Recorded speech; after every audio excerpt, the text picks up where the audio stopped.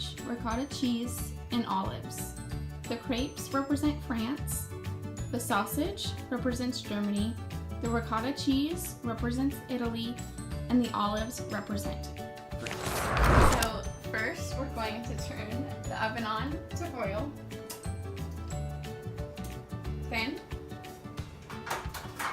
with this handy dandy pan, we're going to spray this. Then we're going to spray the top. We're going to put the top back on.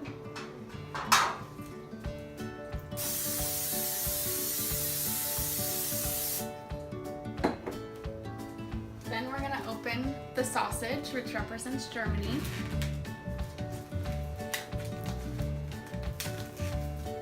We're going to open it up, and we're only going to put 3 on here.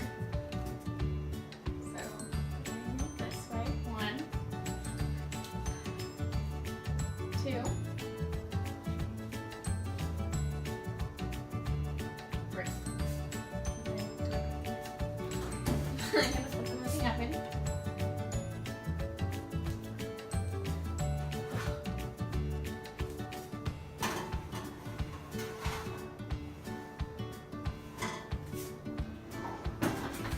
To let them cook. Okay, so Germany. I'm going to talk about bratwurst. So there's a theory that brat is an old High German word spoken between the 19th and 11th centuries that means meat without waste. And wurst means sausage and probably comes from a word called Ryren, and that originally meant mixture. And then there are over 40 different varieties of bratwurst throughout Germany.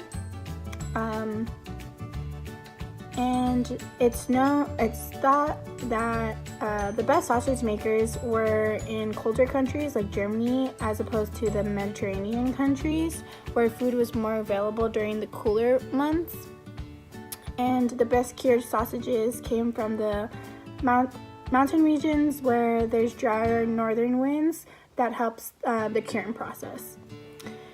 And also, there's many different kinds of festivals. Like there's the famous one that we have here nearby, and that's Wurstfest.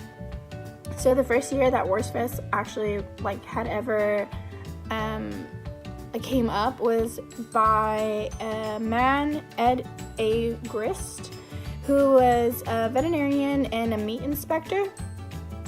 And at the time, he had no idea that, Wurstfest was going to be as big as it was, because originally the first year was a sausage festival, and I think it only happened one day out of the week, and then later it became a weekend thing, and then a week, and now it's as big as it gets now. So it was originally a sausage festival, and then it turned into Wurst Week, and then now it's Wurst Fest. And then they also have a festival, Oktoberfest, and it's the world's largest Volksfest, which is a beer festival and traveling fun fair held annually in Munich, Bavaria, and in Germany. And it's a 16 to 18 day folk festival. That's in October. And there's more than 6 million people from around the world attending this event every year. While the bratwurst is in the oven cooking, I'm going to start cutting up the tomatoes, the olives, and the herbs, which are all going to go inside of the crepes along with the bratwurst and the ricotta cheese.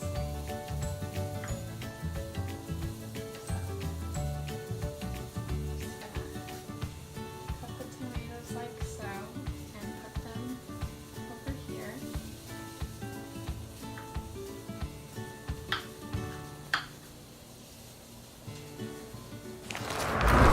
To the olives. We finished up with the tomatoes, and you're going to cut them long ways like this.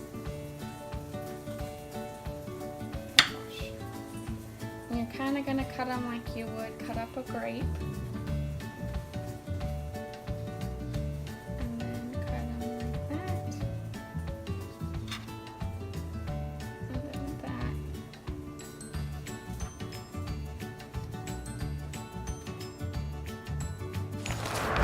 Destroying an olive tree was prohibited, and any such action would be viewed as capital punishment by a Greek court.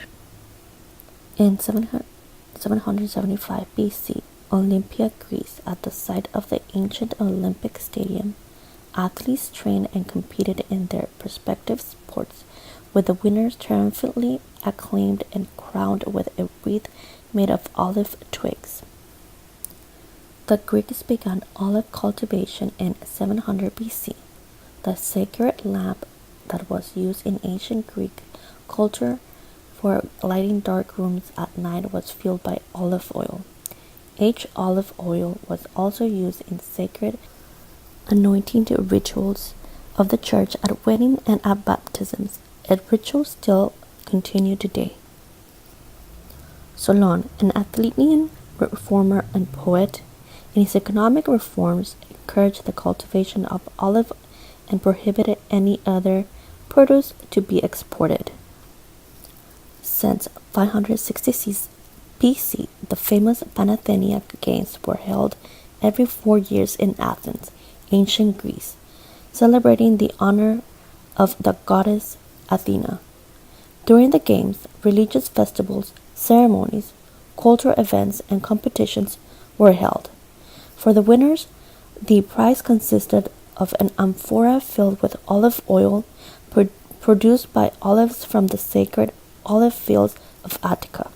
Destroying an olive tree was prohibited, and any such action would be viewed as capital punishment by a Greek court. Now we're moving on to the basil, which will also go inside of the crepe as well. So what we're going to do is we're going to take off this part, and we're going to end up throwing the stem part away. We're going to just kind of tear it like so. And we're putting each of the ingredients into their own different bowls, so that when we come time to make the crepe, we can just go into the bowl and pick out the ingredients. And again, we're doing this all while the bratwurst over there is cooling down. Okay.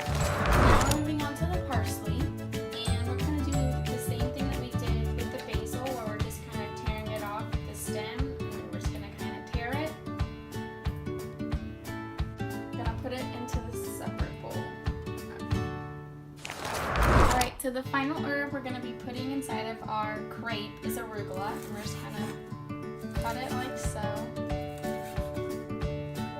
Make sure that it's good enough to put inside the crepe. Just kind of cut it. So we have all of our herbs put into bowls. We've washed everything, and now we're going to take this bratwurst, bring it over here, and then we're going to take the knife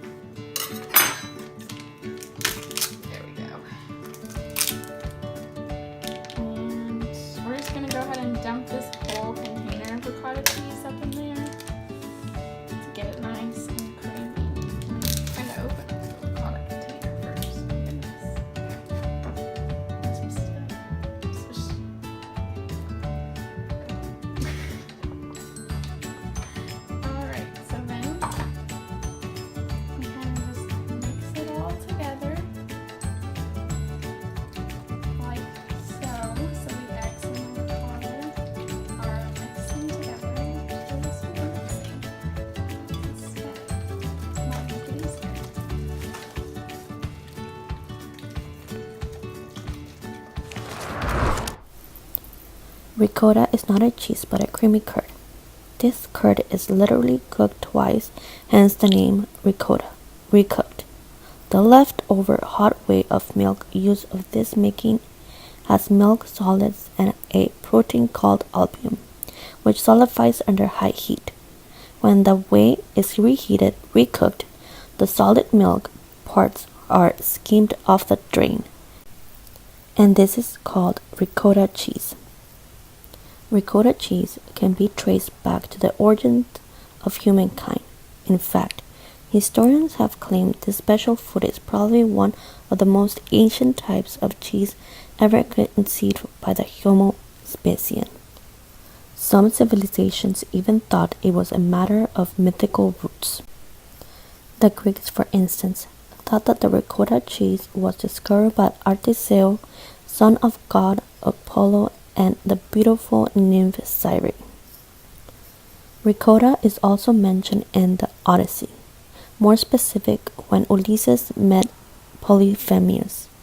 Apparently, the hero loved it so much he decided to risk his life with the ancient Cyclops, who was a crafty producer of ricotta, in order to taste him.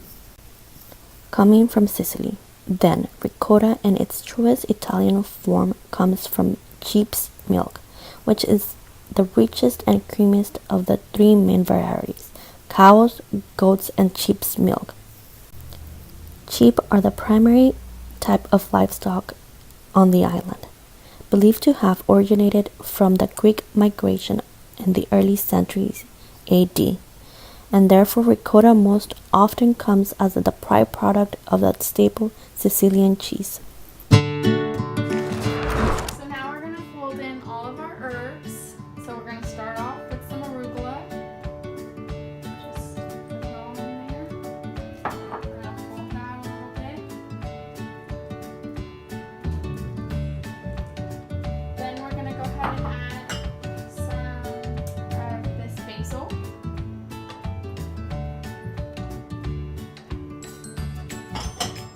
Fold that. Again, all of this is going inside of the crepes. Then we're going to go ahead and add some of the parsley.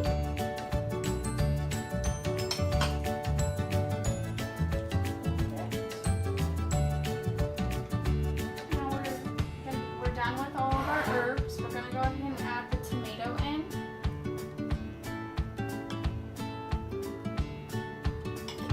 Now we're going to go ahead and fold that. You can see all of this stuff kind of working together up there. Now that we have that folded, we're going to go ahead and get our olives, which again represent Greece, and this ricotta cheese is representing Italy.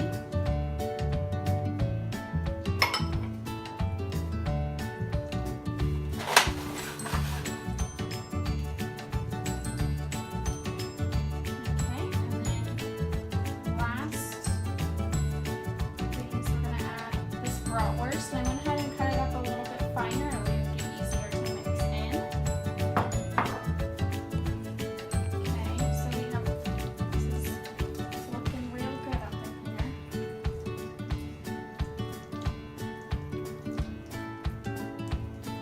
And last ingredient, we're going to go ahead and add some Parmesan cheese. Just going to sprinkle some.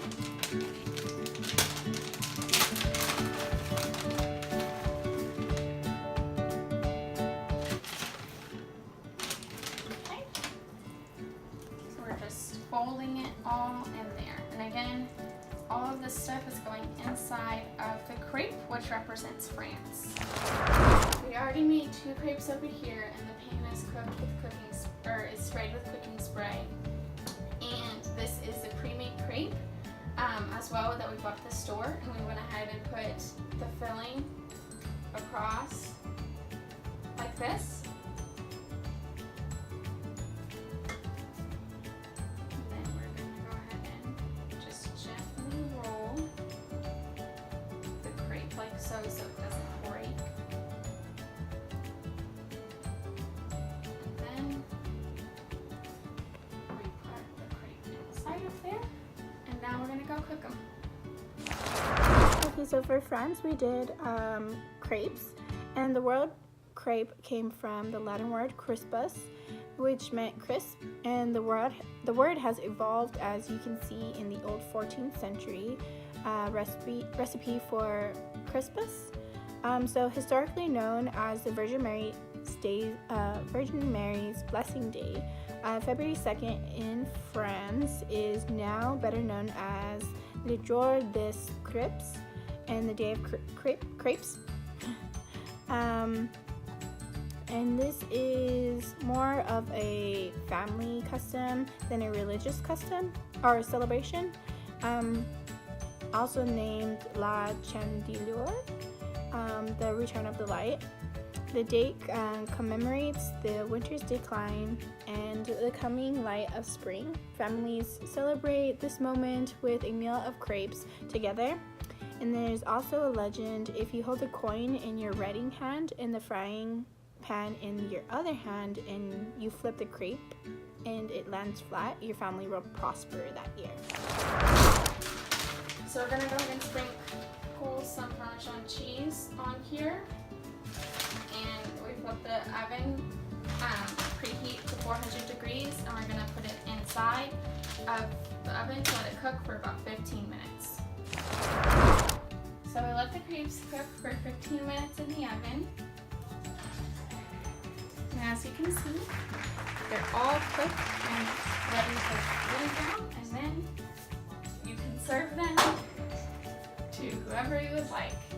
Thank you for watching this cooking video for the countries of Greece, France, Italy, and Germany. I hope you have a great rest of your day.